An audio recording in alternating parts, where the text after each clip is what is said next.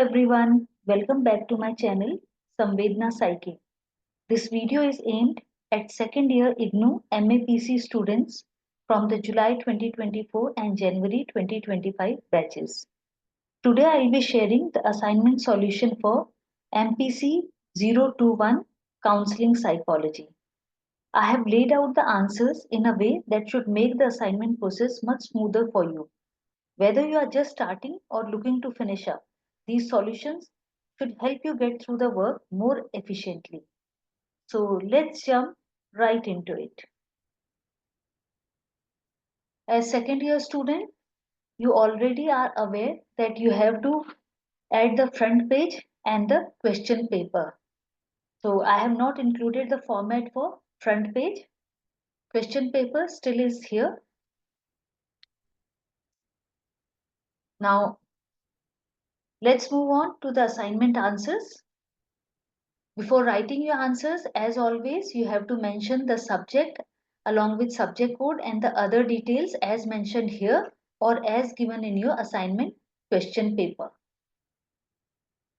Section A, question 1, describe the causes and treatment for depression. First of all, you have to mention what is depression. So depression is a serious mental health disorder that goes beyond temporary sadness. It involves persistent feelings of sadness, hopelessness, and a loss of interest in daily activities. Unlike normal sadness, which fades away, depression can last for weeks or even years, affecting both physical and mental well being. And then you have to mention the causes. There are several causes, starting with biological factors, which refer to imbalances in brain chemicals like serotonin, dopamine, and norepinephrine. These neurotransmitters regulate mood, and when their levels drop, it can lead to depression. Next are genetic factors. If you have a family history of depression, you are more likely to develop it. For instance, studies on twins show that if one identical twin has depression, the other has a 75% chance of developing it too. Psychological factors also play a major role. Things like chronic illness, job stress, traumatic events, or substance abuse can all trigger depression. Psychoanalytical factors, as explained by Freud, suggest that depression may come from unresolved anger directed inward, often due to losing someone important. Interpersonal factors focus on difficulties in relationships. People with depression may struggle with social interaction, leading to isolation, which makes depression worse. Cognitive factors involve negative thought patterns, as explained by Beck's cognitive triad, where people see themselves, the world, and the future negatively. For example, arbitrary inference, black and white thinking, magnification, and overgeneralization all can distort reality and worsen depression. And finally, learned helplessness, a concept by Martin Seligman. It describes how repeated failures or uncontrollable stress can make people feel like they can't improve their situation, leading to depression. Next, we move on to treatment for depression. There are several effective treatments for depression. The first category is biologically based treatments, which includes antidepressant medications. These are most common and they help in balancing brain chemicals like SSRIs, like Prozac, are popular because they have fewer side effects than older medication like TCAs and MAOIs. Next one is mood stabilizers such as lithium are used when someone also has mood swings. Like in bipolar disorder, they help prevent depressive episode. Next comes electroconvulsive therapy, ECT. It is more intense treatment, usually for severe depression that hasn't responded to medication. It involves applying a brief electrical pulse to the brain, which can bring fast relief, though there are side effects like temporary memory loss. In addition to biological treatments, there are several psychological approaches like psychodynamic approach, which helps people understand how unresolved conflicts, often from childhood, might be contributing to their depression. This involves bringing repressed emotions to the surface. Then interpersonal psychotherapy or IPT, it helps people improve their relationships and social interactions, addressing issues that may contribute to depression. Next, we move on to behavior therapy, focuses on building new skills and behaviors. This can include role playing, social skills training, and exercises designed to improve real life interactions. One of the most effective therapies for depression is cognitive behavior therapy or CBT. It helps patients recognize negative thought patterns and replace them with healthier and more positive ones. It also encourages patients to engage in enjoyable activities to boost their mood. There are also some emerging treatments for depression like transcranial magnetic stimulation or TMS, which uses magnetic pulses to stimulate brain activity, offering hope for people who don't respond to other treatments. Herbal remedies like St. John's wort are also used, though more research is needed on their effectiveness. Depression is a complex disorder caused by a combination of factors, but thankfully, there are many effective treatments available from medication and therapies to newer techniques like TMS. And the right treatment depends on each person's unique needs. Let's move on to question 2. Describe the basic assumptions, process of counseling, and techniques used in person-centered therapy. Person-centered therapy, developed by Carl Rogers, is a humanistic approach that emphasizes the innate worth of individuals and their ability for self-directed growth. The therapy is built on several core assumptions that focus on human potential and the importance of a supportive, non-judgmental therapeutic environment. We'll take basic assumptions first. So basic assumptions are humans are growth oriented and seek self-actualization. Person-centered therapy is based on belief that humans naturally strive towards growth and self-actualization, and therapists help clients tap into this potential. Next one, subjective nature of experience. Each person lives in their own unique world of experiences. The therapist respects the client's personal perspective and focuses on understanding their subjective reality. The therapeutic relationship as a vehicle for change. A trusting, accepting, and warm relationship between the therapist and client is seen as the most important factor in promoting personal growth. Focus on feelings and emotions. Person-centered therapy encourages the expression and exploration of emotions to help clients improve self-understanding and relationships. Universal goals of counseling. The aim is to help clients become more intentional, ethical, and authentic in their relationships with themselves as well as others. Client's responsibility for treatment. The client leads the therapy, taking responsibility for their own treatment and progress. The therapist only supports but doesn't direct. So it's support without giving directions. Process of counseling includes entering the phenomenological world. The therapist steps into the client's personal experience, understanding their world without judgment to help them gain clarity. Creating a growth promoting climate. The therapist fosters an environment of congruence, unconditional positive regard, and empathy, which allows for personal growth. Facilitating self exploration. Clients are encouraged to explore their feelings and experiences, helping them become more open to change and personal growth. And lastly, validation and support. The therapist validates the client's experiences, providing support that empowers the client to recognize their strength. Techniques used in person-centered therapy. Techniques include active listening. Therapists Practice active listening attentively, focusing on both verbal and non-verbal cues, helping clients feel truly heard.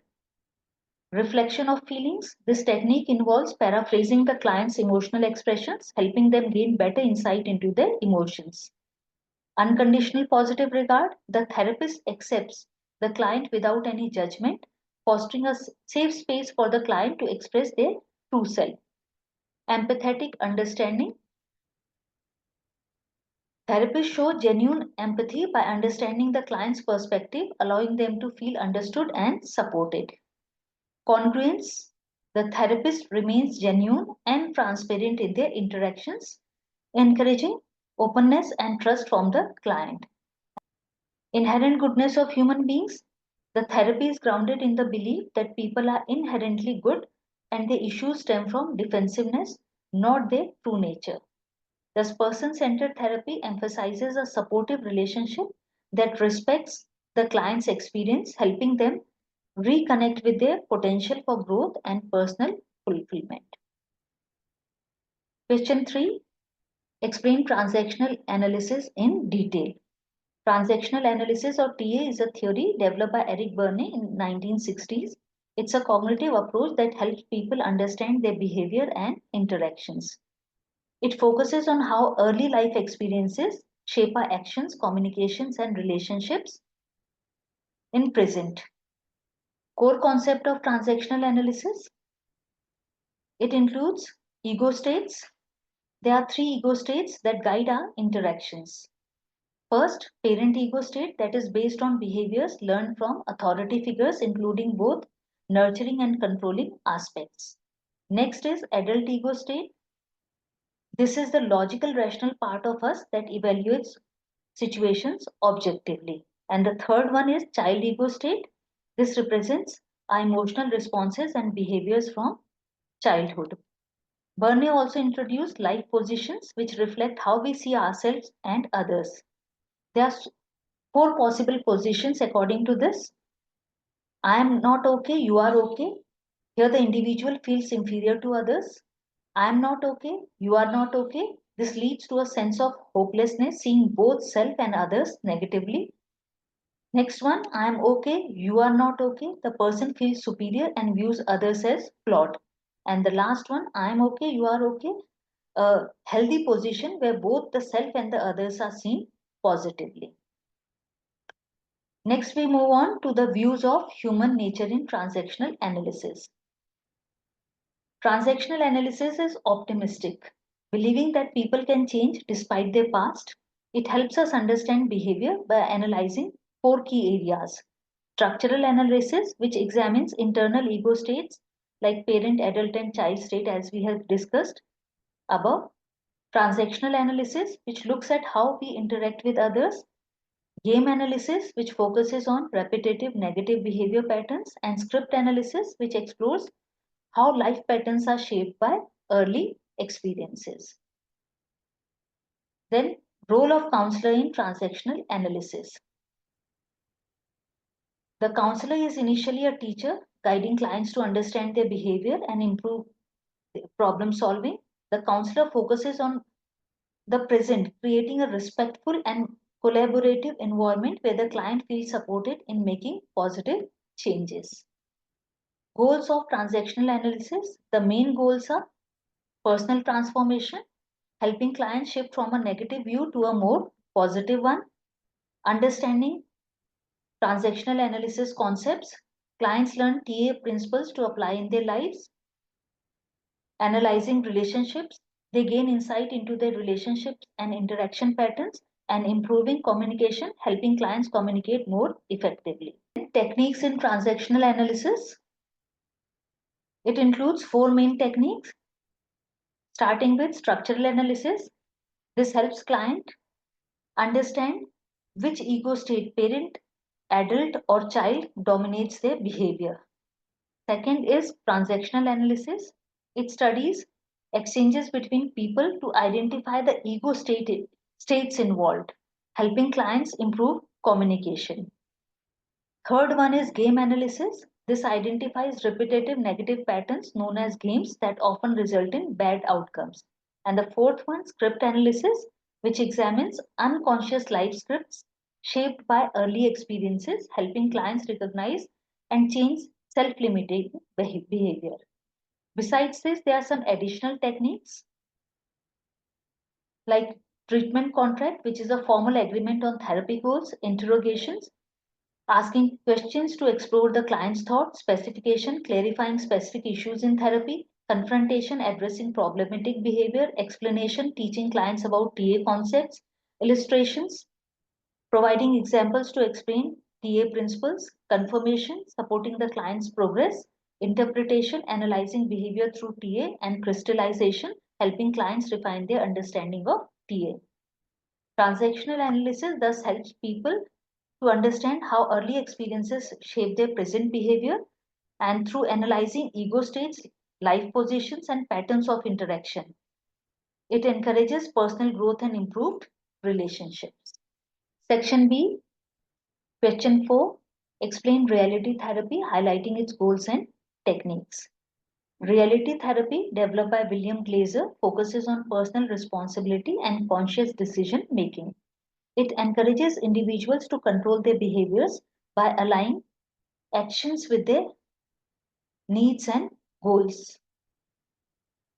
Goals of reality therapy, there are various goals like it strengthens psychological resilience, that is helping clients to take responsibility for their behaviors, understand the impact, and adopt effective actions.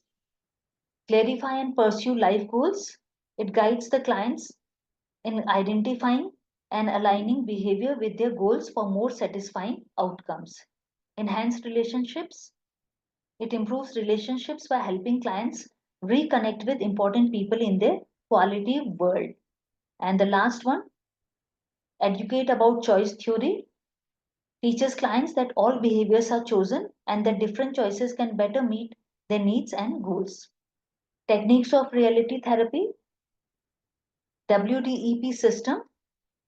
This helps the client assess and plan their behavior, and it includes wants, clarify what the client wants to achieve, doing and direction, evaluate current actions, evaluation, assess if behaviors are effective, and planning, create a plan using the SAMIC criteria: simple, attainable, measurable, immediate, and controllable.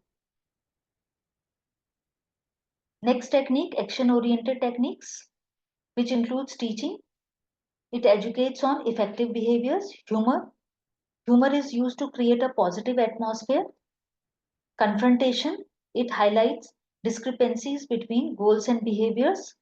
Role playing helps in practicing new behaviors for real life situations. Involvement, it engages clients actively in the process, and contracts create agreement for reinforcing commitment.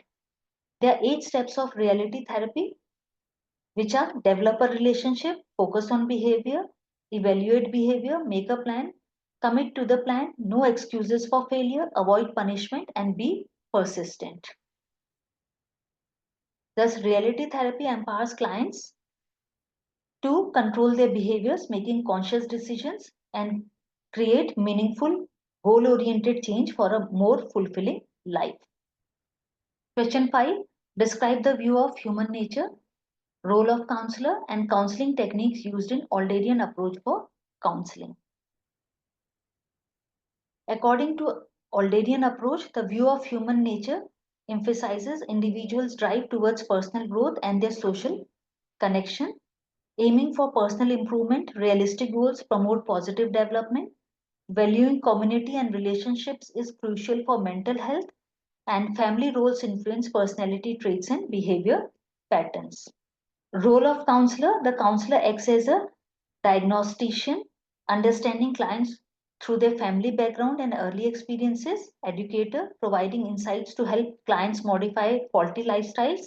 And guide, supporting clients in exploring and changing their behaviors collaboratively.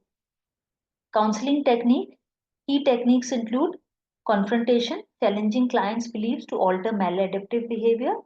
Asking the question, encouraging clients to envision positive changes. Encouragement, affirming clients' ability to change. Acting as if client assumes if they are already the person they want to be. and thus they practice desired behavior. Task setting, establishing short-term goals for confidence building, catching oneself, identifying and addressing self-destructive behaviors, and the last one, push button, choosing positive stimuli to influence emotions. The Adlerian approach focuses on subjective understanding, social interest, and techniques that facilitate personal growth and behavior changes. Question 6. Describe the techniques in drama therapy. Drama therapy is a creative therapeutic approach that utilizes dramatic methods to address emotional and behavioral issues. The key techniques include use of metaphor. Clients symbolize emotions and problems through imagery, such as representing anger as a volcano. This externalization clarifies feelings and the impact on life. Concrete embodiment. Clients physically embody different roles or scenarios, allowing them to explore personal issues from new perspective and practice new behaviors. Dramatic projections. Internal thoughts and emotions are acted out, making them observable. This technique helps client manage and gain insight into their feelings. Externalizing internal problems.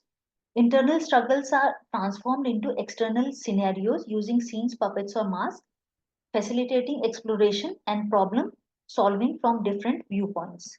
Next is creation of transitional space. A safe, imaginative environment is established where clients can creatively play and experiment with new roles, promoting openness and growth. And the last one, incorporating other arts. Various art forms such as music and movement are integrated to enrich the therapeutic process, allowing for diverse modes of expression and deeper exploration of issues.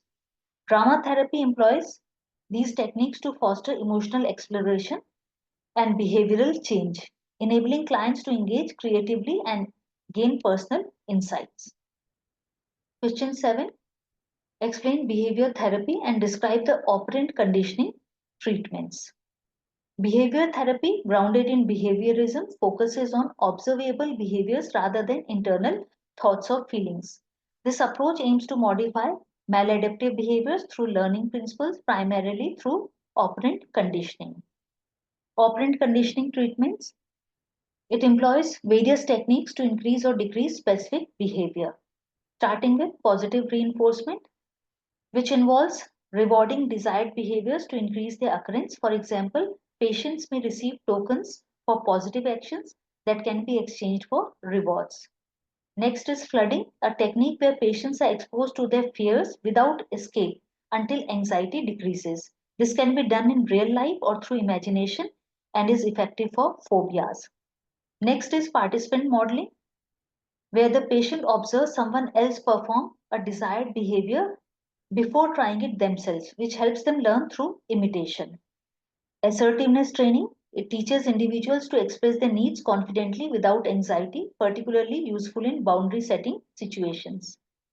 Last point, social skills training, which focuses on improving interpersonal skills, helping individuals with conditions like depression or schizophrenia to enhance their social interactions. Overall, behavior therapy uses these operant conditioning techniques to change behaviors and improves clients' lives. Question 8. Describe addictive behavior, explain the causes and treatment for addiction and anxiety. Addictive behavior is characterized by a compulsive need for substances or activities that lead to significant personal and social problems. It often results from the use of psychoactive substances, causing chronic mental health issues. Addiction is classified into two main types according to WHO also: substance dependence disorder and substance abuse disorder. Substance dependence disorder is defined by increasing drug needs, withdrawal symptoms, and higher tolerance, while substance abuse disorder is characterized by harmful usage patterns, including risky behaviors to support the addiction, which can lead to severe health issues or criminal activities. Next is causes of addiction and anxiety. There are several causes which can lead to it. Repressed desires, unmet emotional needs can drive substance use as a coping mechanism. Repeated failures, ongoing setbacks may push individual towards substance use. Maladjustment, difficulty adapting to changes that contribute to addiction, personal traits or personality traits, emotional instability, and certain personality traits increase risk. Fear of failure, high levels of anxiety in pressure situations may lead to substance use. And lastly, ineffective parenting. Poor parenting practices elevate addiction risk. There are other contributing factors including genetic predisposition, childhood trauma, mental illness, and chronic pain also. Treatment for addiction and anxiety. Effective treatment requires addressing both addiction and anxiety as they are often interconnected. Initial assessments help determine which condition developed first. Common treatments include group therapy, which facilitates support through shared experiences. Behavior therapy modifies maladaptive behaviors linked to addiction and anxiety.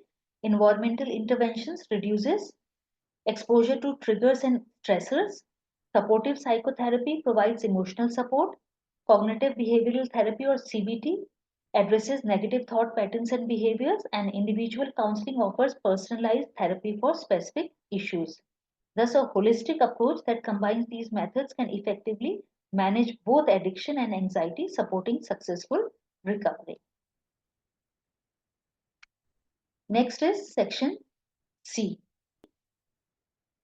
Question 9. Beneficence and non-maleficence. Here you have to define beneficence as acting in clients' best interest and promoting well-being, and also explain non-maleficence as avoiding harm, ensuring ethical care, and mitigating risks. Question 10. Ego defense mechanism. Write briefly that ego defense mechanisms are unconscious strategies used to protect the ego from anxiety. Mention key mechanism very briefly like repression, projection, denial, sublimation, and rationalization. Question 11. Stages of counseling. Outline the 4 stages of counseling, that is identifying the need, preparing for session, conducting counseling, and following up to enhance clients' well-being. Question 12. ABC model of CBT. Describe the ABC model, highlighting activating events, beliefs, and consequences, and explain briefly how it helps identify and modify irrational beliefs for emotional improvement. Question 13. Aversion therapy. Define aversion therapy as a technique pairing undesirable behavior with negative consequences. Discuss its controversial effectiveness and potential risk. Question 14. Planning the group in counseling process. Summarize planning consideration for group counseling, including purpose, group size, session length, and the importance of trust and progression through stages. Question 15. Meaning of a vulnerable child. Define a vulnerable child as the one who relies on others for protection and sustenance. Mention increased risk of abuse and neglect due to their circumstances. Question 16. Signs and symptoms of HIV/AIDS. Here briefly describe HIV symptoms, emphasizing the initial asymptomatic phase and potential severe health issues over time, along with the risk of transmission. Question 17. Bulimia nervosa. Explain very briefly bulimia nervosa as characterized by binge eating followed by purging. Note the severity is based on the frequency of episodes. And the last one, paranoid personality. Here you have to define paranoid personality disorder, emphasizing pervasive distrust and suspicion of others, leading to isolation and potential conflicts in relationships. That's it for today's video. I hope these solutions for counseling psychology help you complete your assignment smoothly. If you have used my assignment solutions for the first year, do let me know how they worked for you in the comments. Feel free to share your thoughts or any feedback. If you found this helpful, don't forget to subscribe, like, and share. Also, pass it along to others. Good luck with your assignment, and I'll catch you in the next video.